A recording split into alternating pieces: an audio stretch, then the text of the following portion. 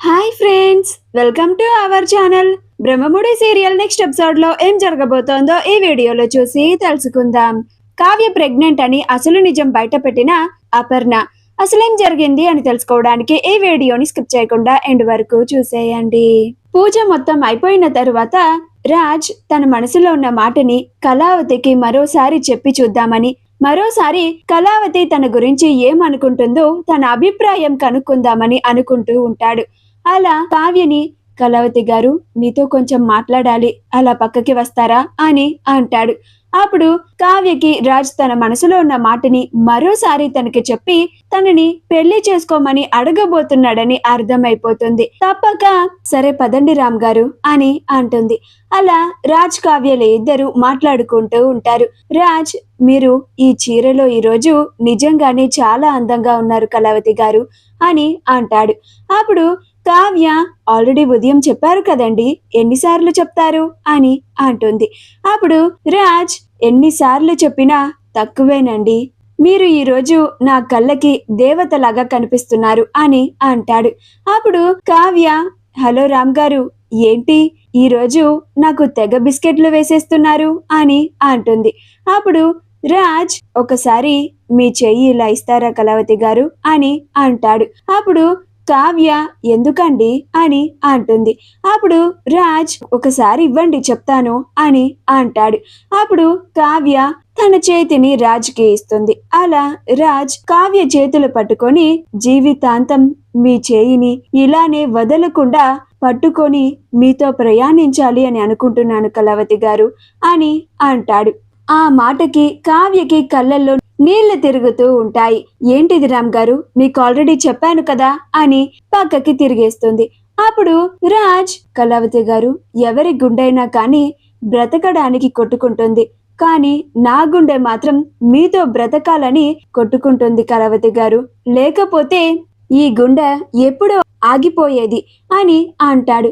అప్పుడు కావ్య, రామ్ గారు ఏంటా మాటలు అని అంటుంది. అప్పుడు రాజ్, అవును కళావతి గారు, నేను చెప్పేది నిజం. నిజంగా నాకు దేవుడు ఈ మరో జన్మని మీకోసమే ప్రసాదించినట్టుగా అనిపిస్తుంది. మీకోసమే నేను మళ్ళీ పుట్టినట్టుగా అనిపిస్తోంది కళావతి గారు. నేను నా మనస్ఫూర్తిగా మరోసారి అడుగుతున్నాను, నన్ను పెళ్లి చేసుకుంటారా కళావతి గారు అని అంటాడు. అప్పుడు కావ్య, ఏంటిది రామ్ గారు, ఎన్నిసార్లు అడుగుతారు? నేను మీకు నా నిర్ణయాన్ని ఎన్నిసార్లు చెప్పాలి? మీరు మాత్రం నన్ను ఎన్నిసార్లు అడిగినా కానీ నా నిర్ణయం మాత్రం అసలు మారదండి. నేను మిమ్మల్ని పెళ్లి చేసుకోనంతే అని కోపంగా అంటూ ఉంటుంది. అప్పుడు రాజ్, ఎందుకు కళావతి గారు, మీకెందుకని నేనంటే అస్సలు నచ్చడం లేదు, కారణమేంటో చెప్పండి అని అంటాడు. అప్పుడు కావ్య, నేను కారణమేమీ చెప్పలేనండి, కానీ మీరంటే నాకు అస్సలు ఇష్టం లేదు, నేను మిమ్మల్ని పెళ్లి చేసుకోను అని అంటుంది. అప్పుడు రాజ్, అయితే మరి నా గురించి ఎందుకు పట్టించుకుంటున్నారు అని అంటాడు. అప్పుడు కావ్య, నేనెక్కడ పట్టించుకున్నాను రామ్ గారు అని అంటుంది. అప్పుడు రాజ్, నేను ఇందాకే పొరపాటున నా గుండె ఆగిపోయేది అని అంటే మీరు ఆ మాటని తట్టుకోలేకపోయారు. అలాగే నాకు మొన్న యాక్సిడెంట్ అయినప్పుడు కూడా నన్ను మీరు ఆ పరిస్థితుల్లో చూసి చలించిపోయారు, నన్ను అలా చూడలేకపోయారు అని అంటాడు. ఇవన్నీ చూస్తూ ఉంటేనే అర్థమైపోతుంది కళావతి గారు, నా మీద మీకు ఎంత ప్రేమ ఉందో. మీరు మీ నోటితో అబద్ధం చెప్తున్నారు, కానీ మీ కళ్ళు మాత్రం ఎప్పుడూ నిజమే చెప్తాయి కళావతి గారు. మీకు నా మీద అస్సలు ప్రేమ లేదు, నేనంటే ఇష్టం లేదు అనేది పచ్చి అబద్ధం అని అంటాడు. కావ్య పెట్టుకున్న లాంటి laughter word brass gold plated gold jewellery set మీకు కూడా కావాలా? అయితే వెంటనే స్క్రీన్ మీద డిస్ప్లే అవుతున్న షాపింగ్ ఐకాన్ ని కానీ, డిస్క్రిప్షన్ లో ఉన్న లింక్ ని క్లిక్ చేసి కానీ వెంటనే మీ ఆర్డర్ ని ప్లేస్ చేసుకోండి. అప్పుడు కావ్య, దయచేసి నన్ను ఇబ్బంది పెట్టకండి రామ్ గారు అని అక్కడి నుంచి వచ్చేస్తుంది.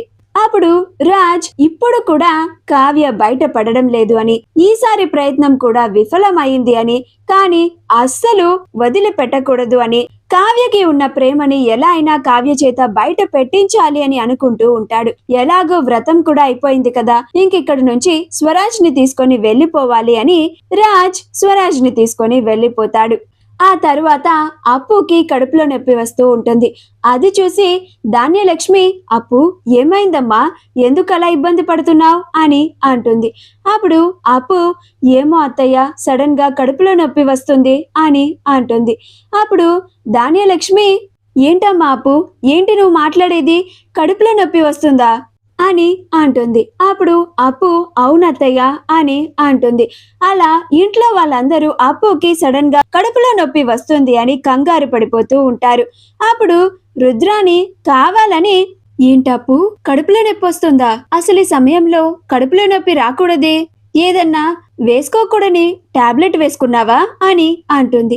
అప్పుడు ధాన్యలక్ష్మి, అదేంటి రుద్రాని అలా అంటున్నావు, ఇందాక నేనే దగ్గరుండి మరీ టాబ్లెట్ వేశాను అని అంటుంది. అప్పుడు రుద్రాని టాబ్లెట్ వేసే ముందు అది ఏం టాబ్లెట్ చూసి వేసావా వదినా అని అంటుంది. అప్పుడు ధాన్యలక్ష్మి, అప్పు చెప్పినట్టే తన గదిలో ఉన్న టాబ్లెట్ ని తీసుకొచ్చి ఇచ్చాను అని అంటుంది. అప్పుడు రుద్రాని వెంటనే ముందు ఆ టాబ్లెట్ తీసుకొని వచ్చి, అది మంచిదో కాదో చూడు, ఆ టాబ్లెట్ వల్లే ఇలా అప్పుకి కడుపులో నొప్పి వస్తుందేమో అని అంటుంది.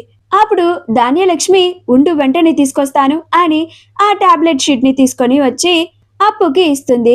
అప్పు, నువ్వు వేసుకోవాల్సిన టాబ్లెట్ ఇదే కదా అని అంటుంది. అప్పుడు అప్పు చాలా బ్లైండ్ గా చూసేసి, అవునత్తయ్య, నేను వేసుకోవాల్సింది ఇదే అని అంటుంది. అప్పుడు రుద్రాని, ఏది లైవ్ అని ఆ టాబ్లెట్ షీట్ ని తీసుకొని దాన్ని బాగా క్షుణ్ణంగా పరిశీలించినట్టుగా అందరి ముందు నటించి, ధాన్యలక్ష్మి, ఇది అసలు ప్రెగ్నెన్సీ వాళ్ళు యూజ్ చేసే టాబ్లెట్ కాదు, మాకు ప్రెగ్నెన్సీ వద్దు అని అనుకునే వాళ్ళు వేసుకునే టాబ్లెట్ ఇది అని అంటుంది. ఆ మాట వినగానే అందరూ ఆశ్చర్యపోతారు. అప్పుడు ధాన్యలక్ష్మి, ఏం మాట్లాడుతున్నావు రుద్రాని, అలాంటి టాబ్లెట్ అప్పు దగ్గర ఎందుకుంటుంది అని అంటుంది. అప్పుడు రుద్రాని, ఆ విషయం నువ్వు అప్పునే అడగాలి అని అంటుంది. అప్పుడు అప్పు ఆ మాట వినగానే ఆశ్చర్యపోయి, ఏం మాట్లాడుతున్నారు రుద్రాణి గారు, ఆ టాబ్లెట్ నా దగ్గర ఎందుకుంటుంది అని అంటుంది. అప్పుడు రుద్రాణి, మరి ఈ టాబ్లెట్ అందుకే యూజ్ చేస్తారు, కావాలంటే ఇంటర్నెట్ లో సెర్చ్ చేసి చూపించనా అని సెర్చ్ చేసి చూయిస్తుంది. అప్పుడు అందరూ ఆశ్చర్యపోతారు.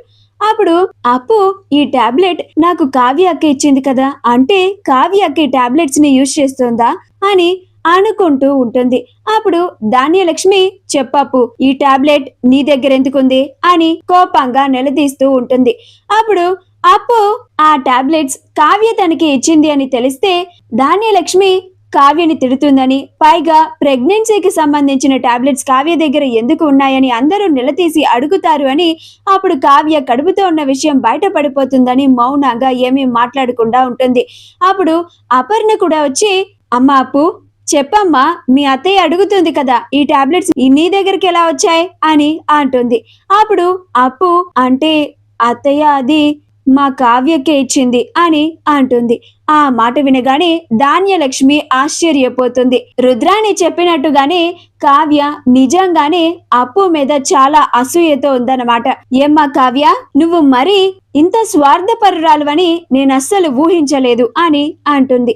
అప్పుడు అపర్ణ, ఇదేంటి, ధాన్యలక్ష్మి కావ్యని ఎందుకు ఇంతలా ఆడిపోసుకుంటోంది అని ఆశ్చర్యంగా చూస్తూ ఉంటుంది. ఎంత అప్పు వయసులో నీకన్నా చిన్నదే అయినా కానీ నీకన్నా ముందే కడుపుతో ఉంటే చూసి ఆ మాత్రం కూడా ఓర్వలేకపోతున్నావా, ఇలా అప్పు కడుపు పోవడానికి ఈ టాబ్లెట్స్ ఇస్తావా అని కోపంగా అంటూ ఉంటుంది. అప్పుడు కావ్య, ఆ టాబ్లెట్స్ నిజంగానే నేను ఇవ్వలేదు, నా దగ్గర కూడా అలాంటి టాబ్లెట్స్ లేవు, నేను వేరే టాబ్లెట్స్ ఇచ్చాను అని అంటుంది. అప్పుడు ధాన్యలక్ష్మి, అయినా అప్పు టాబ్లెట్స్ నీ దగ్గర ఉండడం ఏంటి, అప్పు నీ దగ్గర టాబ్లెట్స్ తీసుకోవడం ఏంటి అని అంటుంది. అప్పుడు కావ్య, అప్పు టాబ్లెట్స్ అడిగిందని నేను ఇచ్చానంతే అని అంటుంది. అప్పుడు ధాన్యలక్ష్మి, నీ కళ్ళ ముందు నీ చెల్లి ఇంత సంతోషంగా ఉండి నువ్వు మాత్రం రాజు లేక బాధపడుతూ ఉన్నావని ఇలాంటి పని చేశావు కదా అని అంటుంది. అప్పుడు అపర్ణ, ధాన్యలక్ష్మి, కావ్య ఎప్పటికీ అలా చేయదు అని అంటుంది. అప్పుడు ధాన్యలక్ష్మి, కావ్య నిజంగానే అలా చేయకపోతే మరి అప్పుకి ఈ టాబ్లెట్స్ ఎందుకు ఇస్తుందక్క అని అంటుంది. అప్పుడు అపర్ణ, తనకి ఆ టాబ్లెట్స్ ఎలా ఇచ్చిందో తెలియదు అని అంటుంది కదా ధాన్యం అని అంటుంది. అప్పుడు ధాన్యలక్ష్మి, ఈ కావ్య మాయ మాటలు నువ్వు నమ్ముతావేమో గాని నేను మాత్రం అసలు నమ్మనక్క. ఈ కావ్య కావాలనే అప్పు కడుపు పోగొట్టడానికే ఇలా చేసింది. అప్పు సంతోషంగా ఉండడం చూడలేకే ఇలా చేసింది అని అంటుంది. అప్పుడు అపర్ణ, కావ్య అలాంటి పని చెయ్యదు, కావ్య ఎప్పటికీ కూడా అలా అనుకోదు అని అంటుంది. అంత ఖచ్చితంగా ఎలా చెప్తున్నావక్క? ఎందుకు చేయదు? ఈవిడ గారికి కూడా అనిపిస్తుంది కదా, తనకన్నా ముందే తన చెల్లి ప్రెగ్నెంట్ అయిందని అసూయ కలుగుతుంది కదా, కుళ్ళు వస్తుంది కదా అని అంటుంది. అప్పుడు అపర్ణ, ఎందుకంటే ఈ ఇంట్లో అప్పు కన్నా ముందే కావ్యే తల్లి కాబోతోంది కాబట్టి అని అసలు నిజాన్ని బయట పెట్టేస్తుంది. ఆ మాట వినగానే అందరూ ఆశ్చర్యపోతారు. మా వీడియో కనుక మీకు నచ్చినట్లయితే లైక్ చేయండి, షేర్ చేయండి, మా ఛానల్ ని సబ్స్క్రైబ్ చేసుకోండి, పక్కనే ఉన్న బెల్ ఐకాన్ ని క్లిక్ చేయడం మాత్రం మర్చిపోకండి.